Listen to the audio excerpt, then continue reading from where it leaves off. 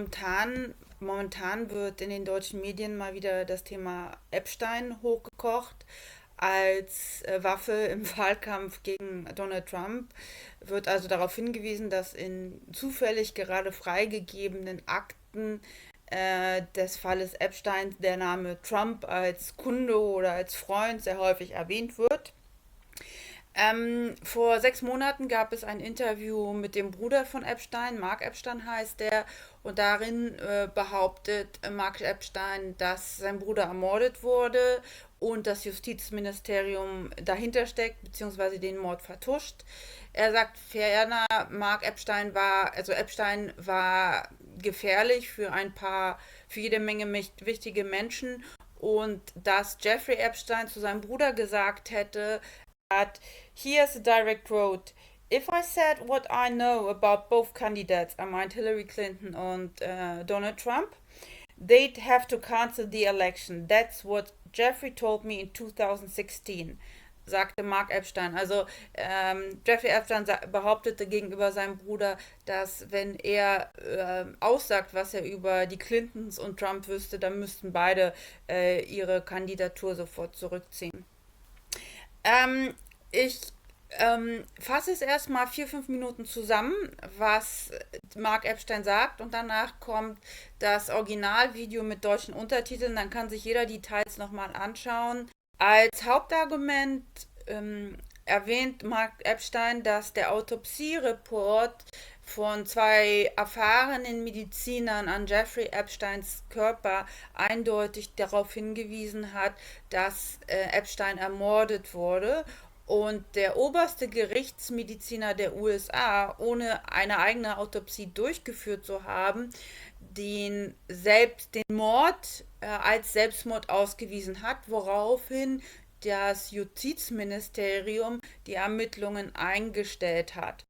Auch sagt Epstein, dass es sehr merkwürdig ist, dass der Bundesgeneralstaatsanwalt der USA die Ermittlung zum Fall Epstein an sich genommen hat, denn es handelt sich hier nur um einen Mord. Das ist kein Fall für einen Bundesgeneralstaatsanwalt der USA. Darüber hinaus sagt Mark Epstein, dass es wichtige Zeugen gibt. Das sind die Mitinsassen von Epstein in der Nacht. Und das Justizministerium weigert sich, die Namen herauszugeben. Im Zellenblock waren mehrere Zellen und K14 Häftlinge. Die Kameras waren ausgeschaltet und die Wachen eingeschlafen, sodass sie nichts gesehen und gehört haben. Die Liste der Zelleninsassen an dem Tag ist verschwunden, sagt Mark Epstein. Mark zitierte einen Arzt, der bei der Autopsie anwesend war und sagte, Jeffreys Tod sehe nicht wie ein Selbstmord aus, sondern eher ein Mord. Spuren sahen danach aus, dass Epstein erwürgt wurde am Hals. Militärexperten sagten, es sieht nach einem erfahrenen Mörder aus, der es trainiert hatte. Also effektives, schnelles Erwürgen. Sie haben die Rettungssanitäter, die ins Gefängnis gerufen wurden, nicht befragt. Sie haben nie das Krankenhauspersonal befragt, wohin sein Leichnam gebracht wurde, sagt Mark Epstein zu Carlson. Mark fügte hinzu, dass er Sampson nicht erreichen konnte, also er konnte die Chefpathologin, die gesagt hat, es sei Selbstmord, nicht erreichen, um ihr Fragen zum Tod von Jeffrey zu stellen. Und Carlson sagte, dass sie sich ebenfalls geweigert habe, mit ihm zu sprechen. Der Medienmoderator erinnert an Sampsons Aussage, in der sie den Tod als Selbstmord bezeichnete, da Jeffrey zuvor versucht hatte, sich umzubringen, worauf Mark antwortete, dass Jeffreys Anwalt sagte, kein Selbstmordversuch hatte zuvor stattgefunden, sondern sei Jeffrey von seinen Zellengenossen angegriffen worden, habe sich jedoch geweigert, dies zu melden, weil er Angst vor Vergeltung hatte. Mark sagte auch, es gebe keinen Sinn, dass Jeffrey sich wenige Tage vor seiner Anhörung zu einer möglichen Freilassung auf Kaution das Leben genommen habe. Mark sagte auch, es gebe keinen Sinn, dass Jeffrey sich nur wenige Tage vor seiner Anhörung zu einer möglichen Freilassung auf Kaution das Leben genommen habe.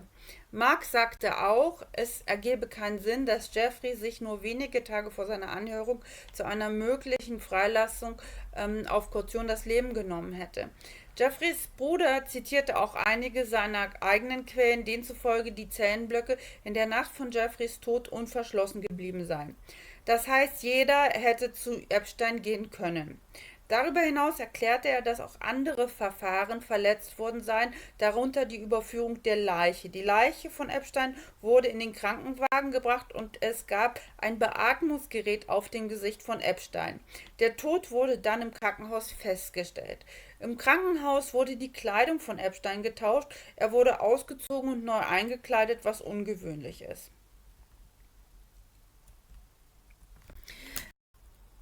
Wenn Sie von Selbstmord sprechen, stellen Sie die Ermittlungen ein. Denn wenn es Selbstmord gibt, gibt es eigentlich nichts zu untersuchen. Fall abgeschlossen. Kein Selbstmordversuch hatte zuvor stattgefunden, sondern sei Jeffrey von seinen Zellengenossen angegriffen worden, habe sich jedoch geweigert, dies zu melden, weil er Angst vor Vergeltung hatte. Mark sagte auch, es gebe keinen Sinn, dass Jeffrey sich wenige Tage vor seiner Anhörung zu einer möglichen Freilassung auf Kaution das Leben genommen habe. Jeffreys Bruder zitierte auch einige seiner eigenen Quellen, denen zufolge die Zellenblöcke in der Nacht von Jeffreys Tod unverschlossen geblieben seien.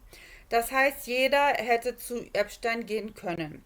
Darüber hinaus erklärte er, dass auch andere Verfahren verletzt worden seien, darunter die Überführung der Leiche. Die Leiche von Epstein wurde in den Krankenwagen gebracht und es gab ein Beatmungsgerät auf dem Gesicht von Epstein.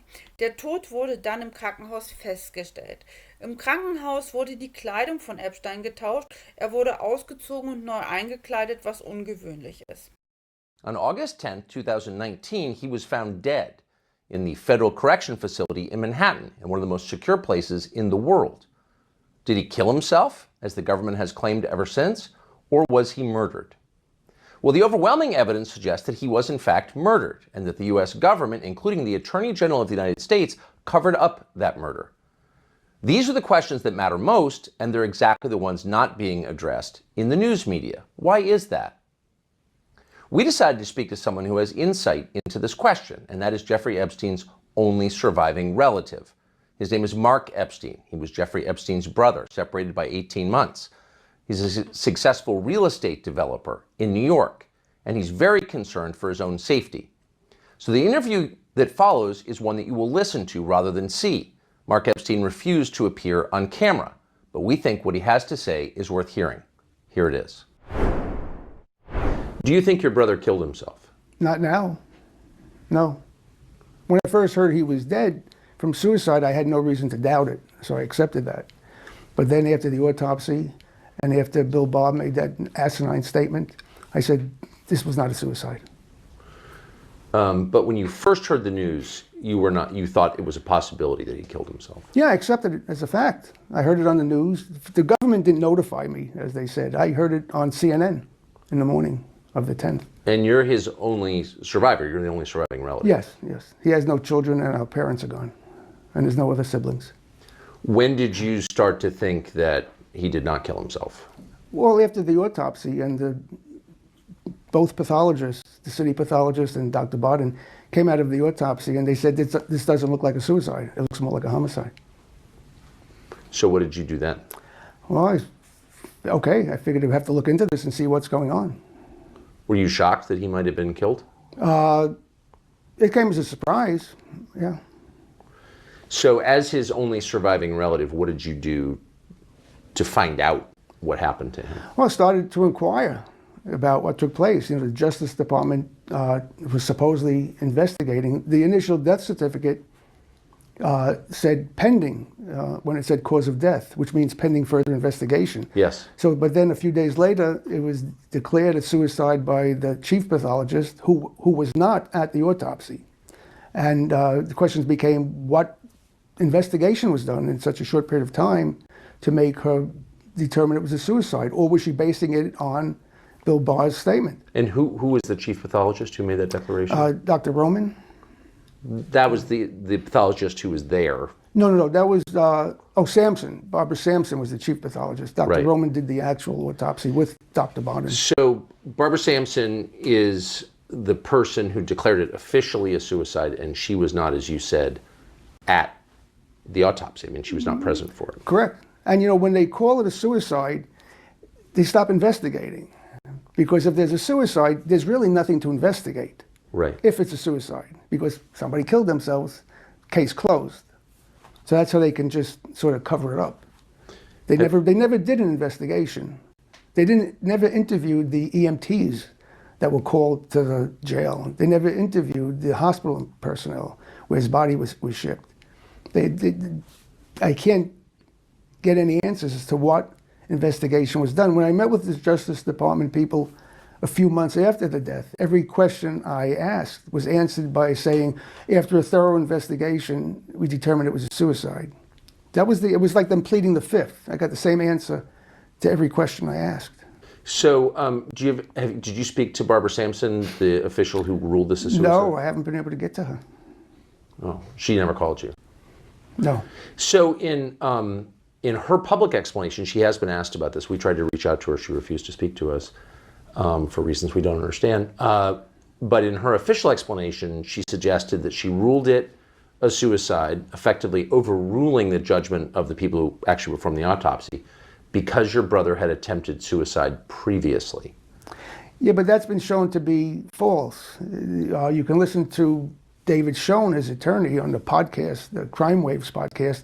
He explains that Jeff was attacked by his cellmate, but he didn't want to report it as such because he was afraid of retaliation. But every news account of his initial injuries in the weeks before his death said that he had tried to kill himself in his cell. He was found in fetal position on the floor after a failed suicide attempt, et cetera, et cetera. Well, once somebody says that, then everyone picks up the same story, and then it becomes, the truth, just because it's been repeated so many times. But the fact is, he did not attempt suicide that first time. So if he didn't try and kill himself the first time, then the medical examiner had no basis to declare this a suicide. Exactly. Plus, there's reasons why he wouldn't kill himself then. He had a hearing scheduled to appeal the bail decision coming up in a few days. And the bail was being increased. So there's a chance he could have got bail. Even as unpalatable as that might have been to some people, in the United States, you're entitled to bail under certain conditions. But, so I could see if he went for the hearing for bail and it was denied, then I can see him taking himself out if he didn't want to spend a year in jail waiting for a trial. Yeah. But not a few days before. That makes no sense. In your conversations with him and in your conversations with the people who were in contact with him in the final weeks of his life, was there any indication at all that he was suicidal at any point? No, I had no conversations with him once he was arrested. I spoke to him the day before he was arrested. He actually called me from Paris, just the usual, how you doing kind of phone call. And the next day, his attorneys called me and told me he was arrested. And that was the last time I spoke with him. I didn't speak to him or see him while he was in jail. But having spoken to his lawyers and people whom he communicated with from jail, did anybody say that he seemed suicidal? No, everybody was shocked that it was a suicide. Nobody thought he was going to kill himself. Nobody thought he would do that. So what's interesting is that the Attorney General of the United States at the time, Attorney General Barr, said publicly and then wrote in his memoir that he had concluded conclusively that this was a suicide based on two pieces of evidence. One, the medical examiner, the person who performed the autopsy, declared it a suicide, which is a lie. That didn't happen. And two, because he had viewed the videotape at the entrance to the tier, to the cell block where your brother was being held. What do you make of that explanation? Well, when I heard Barr's statement that he said he personally saw the videotape and he concluded it was a suicide because nobody went in or out, that's when it hit me that he's covering this up, because there's two sort of fallacies in that. One, I thought, why is the Attorney General of the United States, who I imagine to be a busy guy, why is he personally watching the videotape? Couldn't he have two people in his office watch the videotape and say, hey, Bill, nobody went in or out? Wouldn't that suffice? And two, to assume that somebody could get to that door, go inside, kill somebody, get out completely undetected is just ridiculous, because I believe there are 6 levels of security Right. before you get to that door. So to assume that somebody could do it that way is crazy. And any third-rate investigator will tell you that there was anywhere from 7 to 14 people on the other side of that door, on the tier, that could have killed somebody. Right. And I had been told from another source, I've been getting a lot of information from all sources, that cell doors were left unlocked that night. I don't know how many cell doors or whose cell doors, but if cell doors were left unlocked, then somebody could have went into Jeff's cell, killed him, went back into their cell, undetected. Now, in the Justice Department report, it says that from 3 cells, you could see Jeff's cell door. But if you look at the photographs of the tier, there's tiny windows in the cell doors. So in order to see Jeff's cell door from another cell, you'd have to be standing at that window inside the other cells in the middle of the night looking towards Jeff's cell. And if somebody crept low beneath the height of that window, you wouldn't see them. So the fact that, to say that he could be seen from 3 other cells and they didn't see anything, well, chances are the other prisoners were sleeping in those cells if they had nothing to do with it. So again, it's just like a cover-up line. Right. So in other words, the Attorney General said that nobody moved on to the cell block, according to the videotape, but that is irrelevant, because if your brother was murdered, he was almost certainly murdered by someone who was already on the cell block. Exactly. Right. So given that, and it's obvious and logical when you think about it for about 10 seconds, the identities of the other inmates on that cell block are critical. Your Yes. brother was alone in his cell. Right. So any one of those inmates could have killed your brother. Do we know who they were? No, I can't find out who they were. There were 7 other cells, each with 1 or 2 people in them. Yes. Which means it's either anywhere from 7 to 14 people, other than my brother, on the tier that Right. night. I don't know who they are, or I know one, that guy Tattaglione, who was Jeff's cellmate for a while. He was there, and he was there for a long time. So if Jeff was killed, it's a possibility that somebody was planted in there. Cell doors were left unlocked. And then from what I understand, a number of prisoners were transferred off of that tier after the death. So if somebody was planted, he killed Jeff, and a day or 2 later he's transferred out and he disappears into the ether. I don't know who the prisoners were. I'd like to find out who they are, and where are they now? So there's, of course, a record of this. These are federal inmates in a facility run by the Department of Justice, the Bureau of Prisons overseen by the Department of Justice. So it's not like nobody knows who they were. Now they have to have a record. Right. Sure. But they will not release that to you. I haven't been able to get anything. Right. Let's go down the chain of documents that might explain this mystery. So the first would be the records of the first responders, the EMTs, who arrived at the scene and moved your brother's body from the cell to... No, that's what I had thought, but when I spoke to an EMT, when they got to the prison, Jeff was already in the infirmary. The prison people moved him to the infirmary, which they were not supposed to do, because when he was found, he was clearly dead. The autopsy showed he was dead for at least 2 hours before he was found. So at that point, they're supposed to leave the body and call the medical examiner's office so they can come, take photographs, do the initial testing, whatever they do when they find a dead body. But that wasn't done. They moved him to the infirmary. And They moved his corpse to the infirmary, but notified nobody else? well, a 911 call was made to get the EMTs, and we can't get a copy of the 911 call, which is, we hear 911 calls for all sorts of other cases. This one seems to be missing. When they got there, he was in the infirmary, and he was clearly dead because, like I said, he had been dead for 2 hours. And there was a photograph of him being wheeled out of the prison where he was intubated, squeezing an air bulb to try to get, so I was questioning, why are they trying to put, pump into a clearly dead body? Were they trying to make it look like he was alive so that he could be declared dead in the hospital? Because what I've been told, normally when they find dead bodies in the prisons, they want to ship them to the hospital so they're declared dead in the hospital. Because the unwritten rule is nobody dies in prison. They don't want to deal with it. So they ship him to the hospital where he's declared dead. And when I questioned the EMT why they were intubating him, I said because he was dead for at least 2 hours. The response I got was, how do you know that? It was a kind of a strange response, but I knew that from the autopsy. So we don't know who moved him out of the cell. No person has come forward to say, I moved this corpse from the cell. No, but I was also told that in the infirmary and in the hospital, there was somebody with a handheld video camera all the time running, videotaping everything. Where are those tapes? That's another question. Despite the fact that your brother was dead in his cell and had been dead for 2 hours. At least 2 hours. At least 2 hours. Yeah. Somebody cut off his clothing and redressed the corpse in hospital scrubs, in a gown. Yeah, I have a photograph of him in a hospital gown on a gurney in a hospital where, his arms were put through the sleeves. It's one of those gowns you tie in the back. So the question becomes, who decided to dress a dead body in a hospital gown? Normally they're either in a body bag or covered in it by a sheet. That's bizarre. Yes. And 4.5 years later, you have no answers at all on any of these questions. None. And I've tried to get the PCR report, or the ACR report, which is the report that the EMTs fill out on every call they make. It's just their record-keeping system, and these are filed with the fire department. And as this video I sent you showed, they have no record of it. So there are essentially no records of what happened at all. There's no videotape, the cameras were broken, the guards who are supposed to be keeping watch were asleep. They were convicted of lying, but then they were pardoned by a judge later, apparently, and one still works for the federal government? I believe so, yes. I tried to talk to the guards. I couldn't get to them.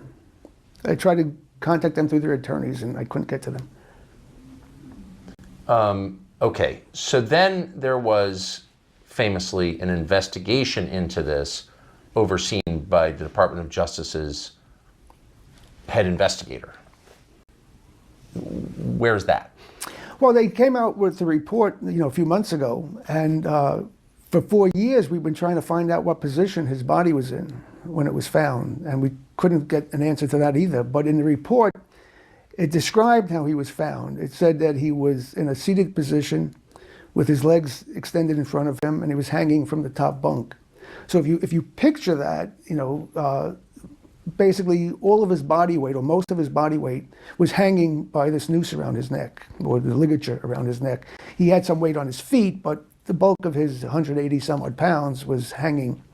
And they said when they cut him down or tore him down, his buttocks was an inch and a half above the ground. Again, which means his body weight was on his neck.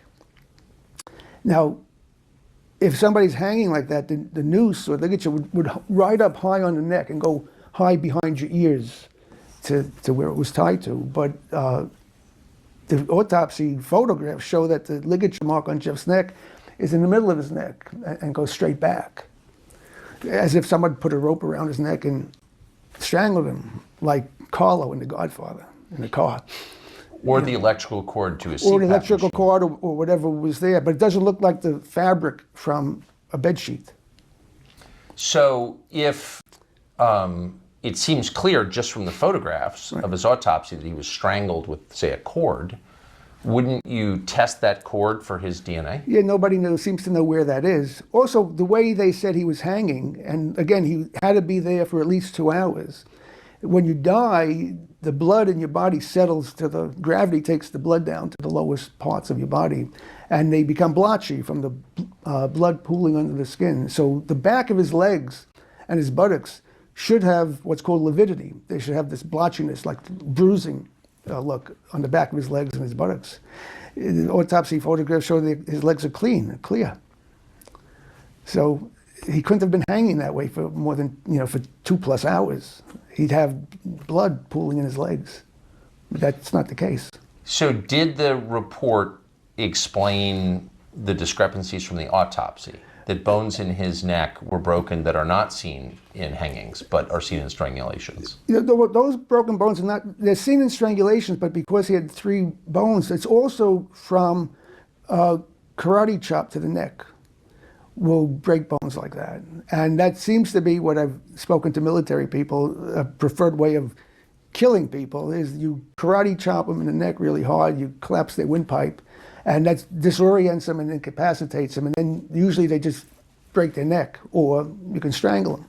So the breaks in his neck are more consistent with a karate chop than what's called a soft hanging.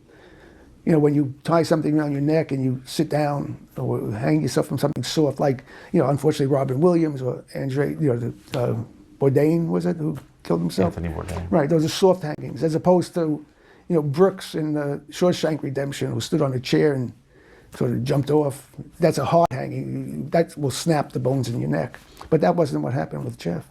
So Dr. Michael Baden, who participated or was present at the autopsy, has participated in like over 1,000 autopsies of prison deaths. I have never seen 3 fractures like this in a suicidal hanging. Going over 1,000 jail hangings, suicides in the New York City state prisons over the past 40, 50 years, no one had 3 fractures. His fairly firm conclusion is that this was not a suicide. Is that correct? Yes. Yeah. He was holding off on that determination, pending determination of how the body was found, which we finally, now that they say the way the body was found, it just only shows that it was not that way. The autopsy shows it's not that way, which further convinced Dr. Baden that this was not a hanging, not a suicide. So here's what we wind up with at the end of all this. We wind up with a high-profile inmate in the most secure federal facility in the country's largest city who was somehow murdered, clearly with the knowledge of the Justice Department, and the Attorney General of the United States lies about it, which he did, and there's no reason to do that except to cover up the crime. So what does that tell us about this? Oh, it's a scary thought that you could be killed in prison by the government. Yeah. Because again, my life would have been a lot easier if he committed suicide. I could have put it behind me. But it's obvious at this point in time that it was not a suicide. And so it means somebody killed him. So who killed him and why? Right. So in talking to all the people around him or people who were connected with him in one way or another in the final weeks of his life, have you detected a fear in those people in talking about this? No, not really. I don't think they're fearful of anything. I was the one getting the death threats, not them. I don't think they did. Why were you getting death threats? Well, when Jeff died, people tried to link me to his activities in some way, shape, or form.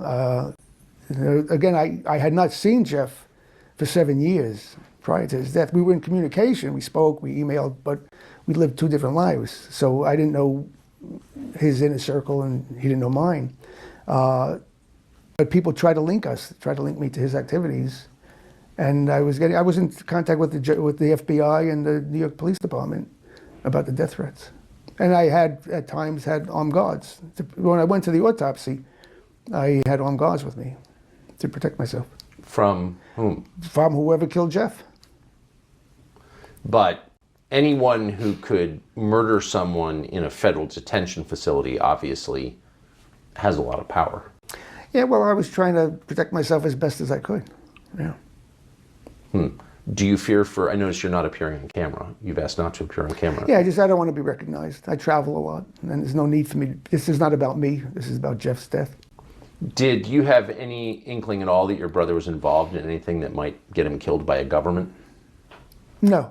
Like I said, I wasn't involved with his day-to-day life, and his troubles he had with the charges with the girls was from the early 2006 is when he first got into trouble, and he spent time in jail for that.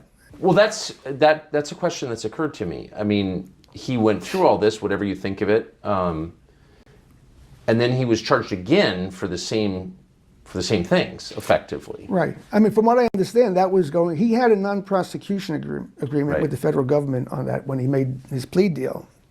So he believed he was safe from further prosecution. And then he flew home from Paris in July, and they arrested him on the same charges. And I believe his defense was going to be, well, hey, I have a non-prosecution agreement with the federal government. And supposedly they say, well, that was like the Southern District or some area. Well, as far as I know, we have one federal government. And if you make a deal with the federal government, it covers the entire country. Has it occurred that maybe the point of rearresting him on the same charges was to get him into a facility where he could be killed? I've shied away from speculating about all of this. I try to stick with the facts, but that's a possibility.